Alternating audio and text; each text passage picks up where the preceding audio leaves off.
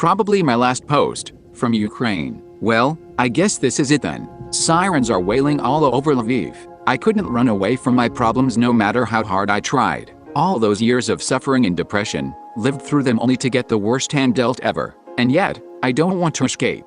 Fuck that. I was a coward my whole life, but now it gets personal. For today, I'm wasting myself with my friend with as much alcohol as possible, to forget what's happening for at least one more day. Then, like I said in my previous post on this subreddit, I'm joining the army. If I ever return back to Reddit, it's either as a hero or as a spineless coward. Goodbye, everyone.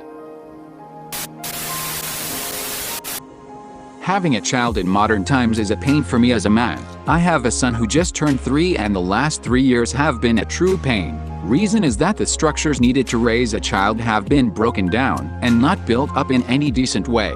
My wife works, like most women. My parents work and mostly don't care to be a grandparent. That's a whole other post. My male friends don't care a lot for small infants. It just doesn't interest them a lot. Daycare is available, but it's been researched that it's not good for a child to be there all the time. This means I work part-time and am alone with a small child for hours on end, which is kind of okay, even though it gets very lonely. I had never thought it would be so difficult spending that much time with a child in your own. But then he's sick, or has to go to the doctor, or you name it. Then my wife and me have to rearrange everything because he cannot go to daycare. Take today for example, he has a fever. Now I can go and cancel my entire day at work. My wife will take tomorrow off. My clients, who are also in need of help, are screwed now. My work week will be a complete mess, again. Thankfully my employer is patient and kind. But my career is wasted the past years. I cannot move forward when I work part-time plus when I am so unpredictably available. I feel like a useless employee. I do feel responsible as a man to provide for my child. And I also have a drive to move forward in my field of work. Not to an extreme amount, just a healthy drive to achieve things. I have a master's and 2 postmasters, but I am laying in bed with an infant. Again, I wish we had better structures of giving care to young children, now that both parents have to work.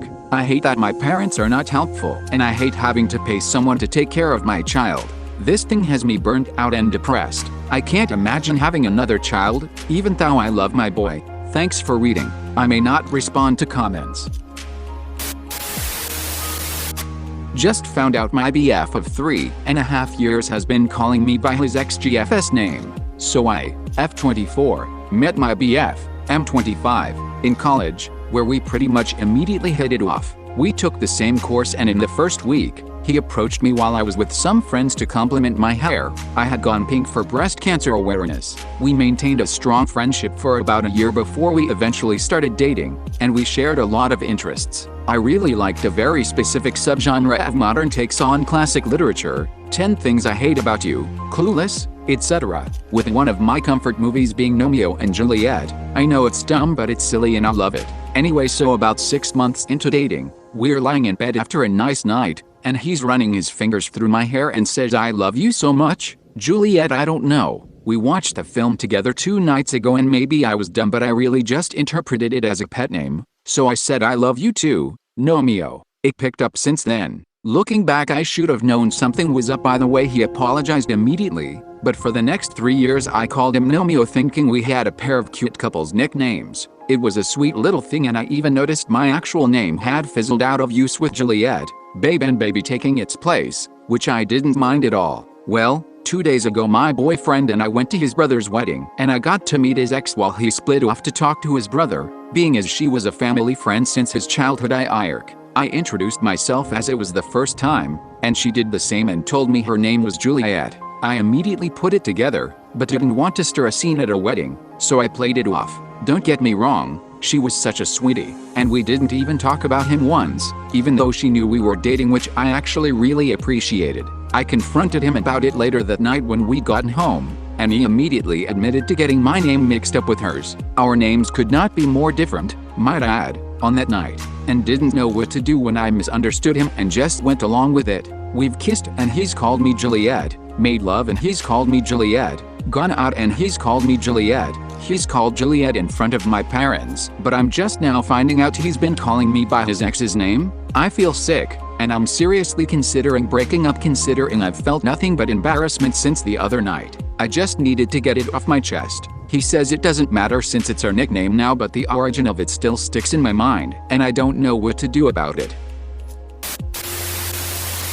My boyfriend talks in his sleep a lot, and sleeps sang me a lullaby the other night. I usually go to bed 1 to 3 hours after he goes to sleep, and he often reacts to me getting into bed with him either by grabbing onto me and snuggling, muttering some incoherent nonsensical sentence, or mumbling loving things. Then there's the times where he would randomly sit straight up in bed, tear the blanket off of me, angrily flap it around in the air and then put it back on me saying that one wasn't real. This is the real blanket. You're welcome, and doesn't remember any of this the morning after. It's honestly fucking hilarious when he does the weird sleep talking, and I wish I wrote down more of the weird things he says and does. The other night, I was really struggling with a lot of things. I more or less lost my entire family last year due to a falling out, and it's something I've been grieving a lot lately. Some days are just tougher to get through, you know? I went to bed pretty late that night, had some soft sniffles because of feeling sad, and he rolled over, scooped me up, and started singing me a lullaby. Specifically,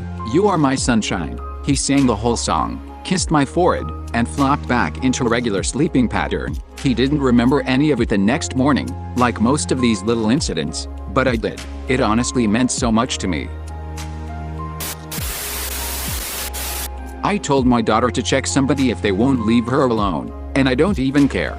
This weekend was her 4th birthday party, and this kid from her class was being a little shit, hugging on her and smothering her while she was actively saying no, and she doesn't like that. I was in the middle of cutting her cake, so I had a huge knife in my hands and couldn't do much except pull her away with my one free hand, but he kept holding on. Finally let her go. His mom of course did nothing and muttered something about boys will be boys. I don't want my girl growing up in a world where she isn't listened to and is run over, like I did. I never stood up for myself because I was afraid of getting in trouble or rocking the boat. So I told her yesterday that if a boy is bothering her and she tells him no, please stop, I don't like that, then she can just give him a little nudge, not a hit, not a push, just a slight elbow nudge. Hopefully that would be enough to get the picture that he needs to leave her the fuck alone. And I did make it clear to her that she needs to use her words first. But goddamn, I hated seeing her being run over like that. I may regret this decision. It'll probably come back to bite me in the butt. I'll cross that bridge when I come to it. I'm responsible for the death of a teenager and I don't know what to do. I'm a single dad to 2 sons. We live in a decent neighborhood, but it's pretty close to a ghetto, and my older son, 15, takes a city bus to get to and from school, so he has to walk through it every day. Like a month ago he got into it with a kid who got on the bus and followed him home with a friend of his and jumped him. He came home crying and I took him into the ER where we learned he had a fractured rib and plenty of other injuries that weren't as serious, but were still injuries inflicted on my goddamn son. I was so furious. He was so strong through all this shit, and he took the initiative, talking to the liquor store owner who had a camera pointed at where he got jumped, and he got video evidence and got the kids expelled. He came to me terrified 2 weeks ago saying that he was hearing rumors from the kids' friends that the 2 kids were gonna sick their hood rat loser adult cousin on him and beat him nearly dead. I frantically emailed the school about it at night after consoling him and got a reply next day saying that they were gonna look into it, blah blah blah, and nothing happened. So I told him to hide a pocket knife in his backpack because his school doesn't have scanners and only take it out if he's in danger. And sure enough, the same 2 kids came after him 3 days ago. No cousin there, and they drove there from a few miles away, which is even scarier, and pulled the same shit, and they were much more aggressive this time according to him, and they jumped on him again, but he took the knife and stabbed the 16-year-old twice, and the 17-year-old ran away. I'm sorry if there's errors in this, but I've been shaking for days straight. He panicked and called me while a woman who watched it called an ambulance. He died en route to the hospital, and it's because I told him to bring that knife. I killed that kid. My son is caught up in all of this shit now, and the school's looking into it, and I'm so scared he's gonna get expelled or sent to jail, or I'll get sent to jail. I'm so fucking scared, man.